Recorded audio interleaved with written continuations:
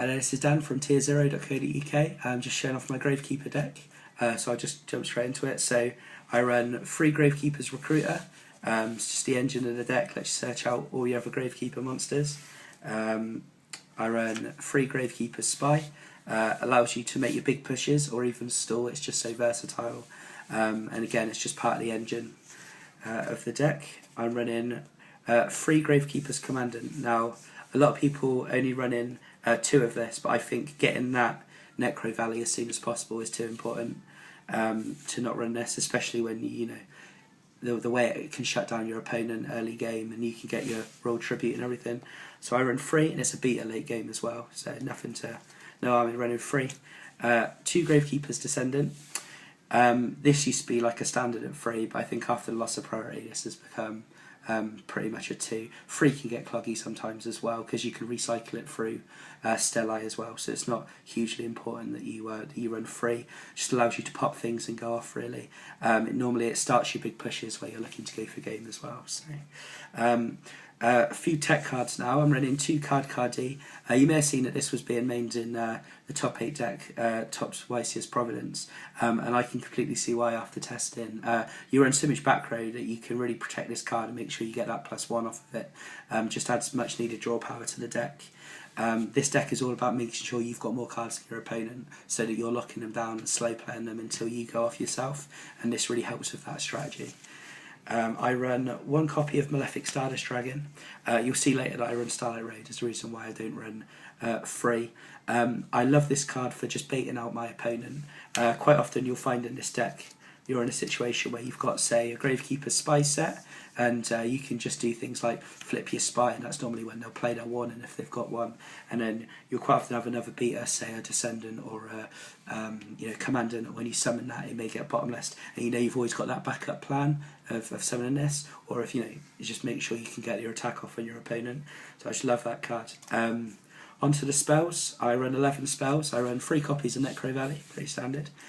2 copies of Royal Tribute. I've tried out builds of Tour Guide and no tributes, but I think this is definitely the way to go. It's just, this is the power card essentially that can swing the game in your favour so strongly. Gravekeeper Stellai. I personally think this is one of, if not the best card in the Gravekeeper deck, just because it allows you to plus late game, it completely swing momentum in your favour, and it's just so good to recycle those recruiters and spies. 2 Pot of Duality, just to get your key power cards quicker. 1 Dark Hole and 1 Book of Moon. Onto the traps. I run the Solemn Brigade, 2 1 in and 1 Solemn Judgment. The 2 copies of Starlight Raid, like I mentioned. I'll just talk about this for a second.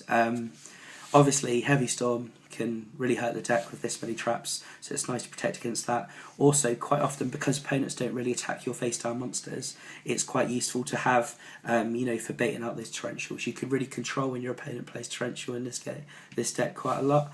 If you flip a Spy, and quite often I'll get recruited with Spy, but say I want to bait out a torrential, I'll get the Descendant, and then if I've got the raid down, I know that it's going to survive and I'll be able to rig a real push for game that turn. So that's why I run 2 Starlight Raid. 2 copies of Torrential Tribute, 2 Bottomless, and also 2 Deep Prison as well. I also run 2 Compulse, 1 Mirror Force, and then the final trap that I run is Rite of Spirit. I actually want to talk about Rite of Spirit a little bit because this is probably the least standard card that I'm running.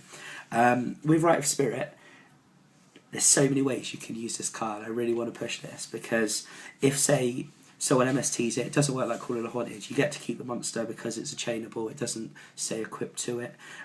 It can help you do exactly like I said with Malefic Stardust and bait out those traps to stop your big plays. Or if you've already baited out those traps and you want to get the key card out, you can get it with Rite of Spirit. Obviously, if you've got a Descendant or a Recruiter, and then you've got the other half of that combo, Descendant or Recruiter in the grave, you can use this to allow that play to go off. And also, quite often in this deck late game, because you run so few big monsters, if you're only controlling 1 Gravekeeper at a time, late game you can't really go off if your opponent's already got a big monster out. So it just lets you go into the Exceed plays if you've got a level 4 in the grave and a level 4 in the field, or freeze. So I just think that's why I think that card's so important. I'll just quickly run through the extra deck. You don't often exceed in this deck, but it's just worth having these things. 1 Maestroke, 1 Abyss Dweller, 1 Papal Operative, 1 Gemlight Pearl, a Roach, Utopia Ray, and Shockmaster for the rank 4s. For the rank 3s, which again you don't get often now because this is just Recruiter you're using for this. If you're really exceeding with Recruiter, it's in a dire situation. Zen names Levier, Acid Golem, and Tempo. These two are generally the ones that you're going for because Levier can allow you to go for game quite often. Tempo if you really need to get over a problematic exceed, and then 3 Stardust, 1 for the Malefic and 2 for the Starlight Raids. So yeah, that's my Gravekeeper deck.